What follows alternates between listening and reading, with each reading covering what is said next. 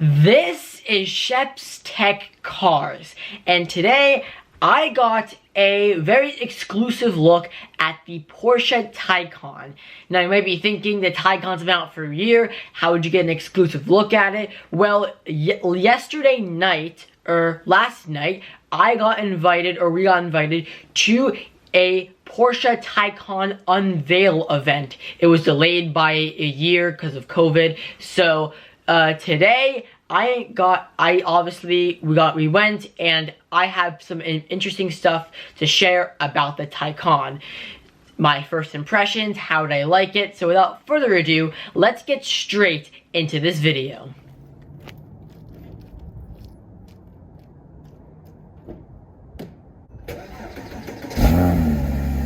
Before I start, I just want to mention a couple of things. Number one is that I am leaving for vacation tomorrow. You can see that I have all my stuff, probably not all packed yet, so no uploads obviously because I want to enjoy my time on vacation. So I will not be uploading for the next 2 weeks. That's how long we're away for. And if you're curious, we're going to Martha's Vineyard. It's like an island off of Massachusetts, basically. If you were gonna go to a place like, for example, Miami, there is 100% a lot of content that I can film in Miami. I can go out supercar spotting, etc. However, since we're going to Martha's Vineyard, there is literally zero content there, so I'm not going to be wasting time coming up with car-related videos that's probably not going to be my best work. So that's why I will not be uploading for 2 weeks. Alright, now, with that out of the way, let's get straight into this video. So, last night I went to the Porsche Taycan unveil event hosted by the Porsche dealership where we got our 718 Boxster from.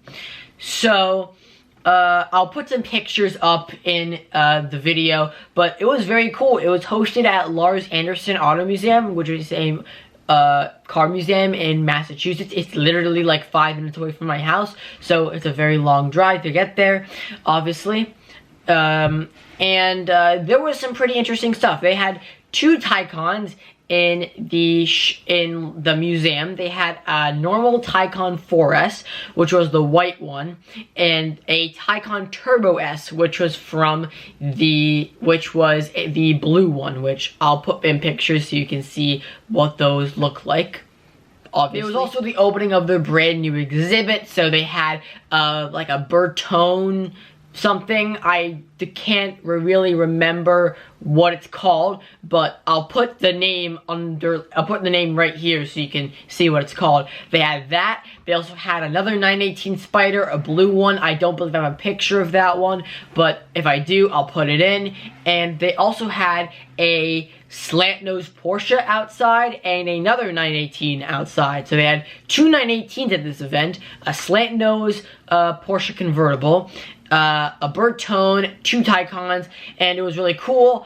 And yeah, it was really cool. So they had like fancy dinners and stuff like that. So it was pretty, honestly, I'd never been to an unveil event before, and I'll 100% go again if they actually invite us. It was also very interesting. They spoke about the Taycan, and apparently I met Herb Chambers, the guy that owns all the car dealerships in Massachusetts. I met him, super awesome dude, and he spoke at the event, and one quote that he said was that the Taycan, he owns like a McLaren F1, a LaFerrari. The Taycan is faster than those, which kind of blew my mind. You'll hear me say that I blew my mind a lot in this video, because I was honestly learned a lot about Porsche and a lot about other things, which I'll get into later in the video. So that was basically the rundown of the event. However, the main topic of this video is that they were doing test drives of the Taycan, and ever since the Taycan came out, I and my mom have been saying that that is the best looking car out on the market today. In my opinion, I would 100% go with that over a Tesla Model S. I don't know, but what do you guys think? Would you comment down below? Would you go with a Taycan or a Tesla Model S? I would 100% go with a Taycan. 100% I would go with the Taycan. I think that is just the best looking car out on the road. So they were doing test drives at this event, so I wanted my mom to get behind the wheel of the Taycan for a while, just because that I've been saying that she would like it a lot, and I think that, I don't know, I can really just see us probably getting one in the future, I guess you could probably say, if we ever replace the Tesla. But here are my first impressions on it. It was like a 10-minute ride, so let me just give my first impressions on it. They had 3 test drive cars there. They had 2 4S's, one of them with the battery upgrade, and they had 1 base Taycan. I wanted to get into the base Taycan because I really wanted to see what you get from a dirt base $70,000 Taycan. So we test drove that one. It was black with black interior. Again, pictures will go up in the video. It was a very nice car, honestly. As soon as I sat in the back of it, it was a very nice car. So first of all, the back seat is a lot smaller than you think. I mean, I'm like 5'4". And definitely, it was a lot more comfortable than the Model 3 backseat, but I would have to say it's around the same size as a Tesla Model 3 in the backseat. It's smaller than you might think. I expected Model S Panamera size, but no, it's actually way smaller than that. And the seat is like a bucket seat. It's very contoured, so you really do fit in the seat. It's not a normal flat back with a little bit of contouring and a flat bottom with a little bit of a contouring. It's very scooped and contoured. It's very, very, very nice. The back seat is very nice to sit in. I fit fine back there. Headroom was great. The knee room was great. I mean, I always complained about the size of the Model 3 back seat. Again, it's really fitting for this type of car. I really did. I had no problems with the back seat. Quality back there was also really, really decent. The seats were the partial leather seats, so it was probably part leatherette or something. And everything you touched was very high. It felt very high quality Porsche. So even though it was some of the base materials like flat plastics and like plastic speaker covers, it felt very nice. It felt very premium to the $70,000 price point you would be spending on a base Taycan. Now, driving, it was a completely different experience than the Tesla, honestly. I expected it to be a lot very torquey, very fast. However, again, we were in the sport mode in the base Taycan, and again, the base Taycan has around the same horsepower as the Model 3, close to 400 horsepower, and the Model 3 has about 490 horsepower. So the Model 3 has 90 horsepower more. I know that I say that's kind of close, but again, it was in the 400 range, so the same thing as the Model 3 Performance that we have outside. And the first impression was that, first thing I noticed, I should say, was that it was very noisy, honestly. You can really hear the motors go in the car. I mean, with the Tesla, it's very silent, it's quiet. However, with the Taycan, you can really hear the motors spin up. I mean, which was very interesting. I honestly thought it was gonna be silent, but even when you heard it drive by, you can hear it go, like, you can really hear the motors and everything spin up and work while you're driving. And so I guess it's kind of nice to have some sort of noise while you're driving. And even, that's not just at low speeds, that's at like higher speeds that's like at higher speeds too, like 30 miles an hour. You can really hear the motors go. So it was nice to hear something out of a electric car. The car rode very, very nice and smooth. The handling was very, very nice, is what my mom said. Again, my mom drove the car, so I only got an impression of riding in it. And so after the test drive, I asked mom what she thought, and she said that she preferred the speedy and the torquey feel of the Tesla, which was very interesting, actually. I mean, the Porsche has the Porsche nice ride feel and handling. She said that she loved the ride, the handling, and the speed wasn't as torquey as the Tesla, but again, if you do want something torquey like the Tesla, that's going to be well over 160 grand for it. So we test drove the base because that was comparable to the Tesla, and they're very, very different. The Porsche has the Porsche steering and feel and ride.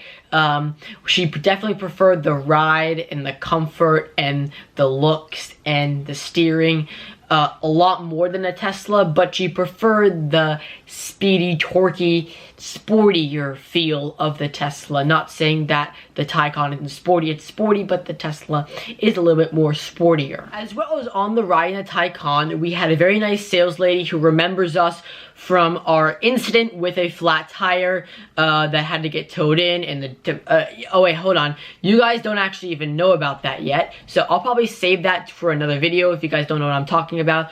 But that's a good story time video eventually. But yeah, we have had a flat tire, so she remembers us from when we came in because as you don't really know, if I haven't said yet, the dealership that was hosting this event was the exact same dealership that we bought our Porsche 718 Boxster from. So Herb Chambers Porsche was hosting the event.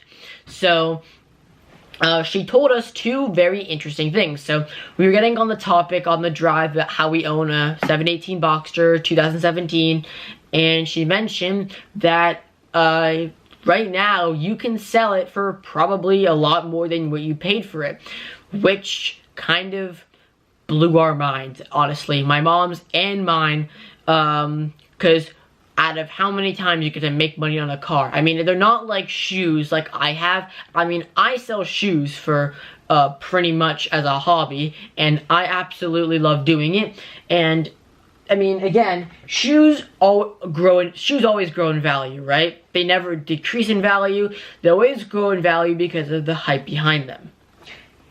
Cars are not like that. When you buy a car, it's always, the tale's always said, when you buy a car, as soon as you drive it off the lot, it depreciates a lot of its value. And that is very true. However, apparently not Porsche. Porsches work a little bit differently. They don't make a lot of them, and especially when there aren't a lot of them around, the demand is a lot higher. So the reason why that there are really no Boxsters around is because of the chip shortage. People can't find any. Literally, they've told us that they literally told this nice sales lady told us that they've had probably about 20 people come into their dealership ever since we bought our car around February, March, and they basically said that they want a Boxster. They want to buy a Boxster. They said, yeah, sorry, we can't help, which made us feel so grateful that we found this one and bought it. As well as like such a good price as well that we found it at. So that kind of blew my mind. They have one order on a Boxster currently, and it's for a 25th anniversary Boxster, which again is like $50,000 over sticker price. But just like, so then when I got home, I looked up the values of Boxsters.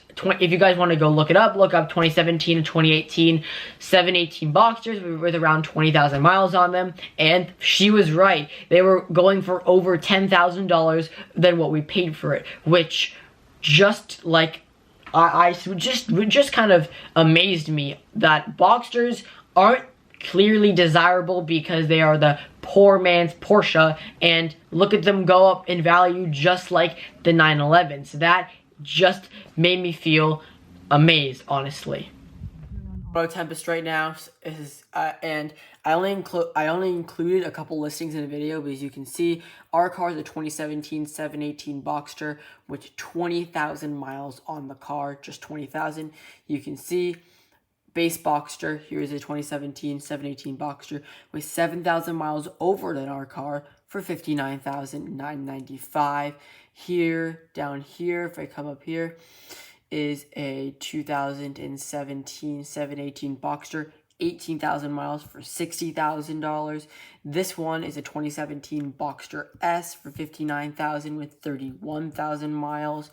The list just keeps going on and on and on with cars over than what we paid for our car. As you can see, 2018's Porsche 718 Boxster, $62,000 for 5,000 miles over than what we paid. So as you can see, a lot of the cars are going for a lot more than what we paid for. As well as what she said of how the chip shortage was affecting them. They got multiple Macans and Taycans and Cayennes, and they don't have the chips to move the seat to the mirrors or the steering wheel. So you have to, so if you want your steering wheel or seat adjusted, or your mirrors, you have to take it into service and they manually adjust it for you. So they've had constant people coming in and manually adjust their seat and steering wheel, which just honestly blew my mind. And like, just, I mean, I have no words on that part, at least. So this begs the question. I was talking to my mom about this, and she thinks that like around Labor Day, we should head into Porsche and see if we can get over than what we asked for it.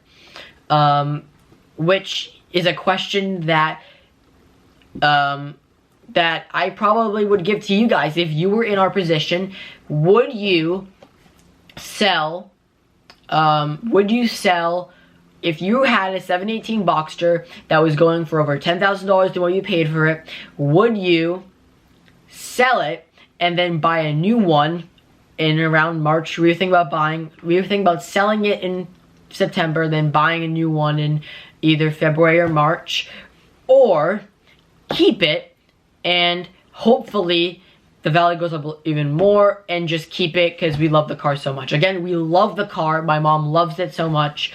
I love the car a lot. I'm 50-50 on it because I love the car, but then yet again, whenever do you get to make money on a car?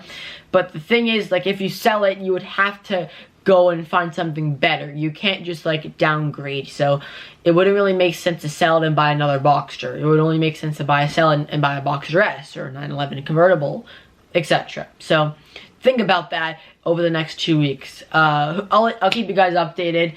Maybe I'll do a video on the Porsche flat tire incident. That'll be an interesting video. Comment down below if you want to see that. And yeah, I hope you guys did enjoy this very, very long and hopefully not too confusing video. And yeah, comment down below. Would you rather have a Taycan or Model S? Or comment down below, should we sell or keep the Boxster? Hope you guys enjoyed the video. See you guys next time. As always, peace out. See you guys in about 2 weeks.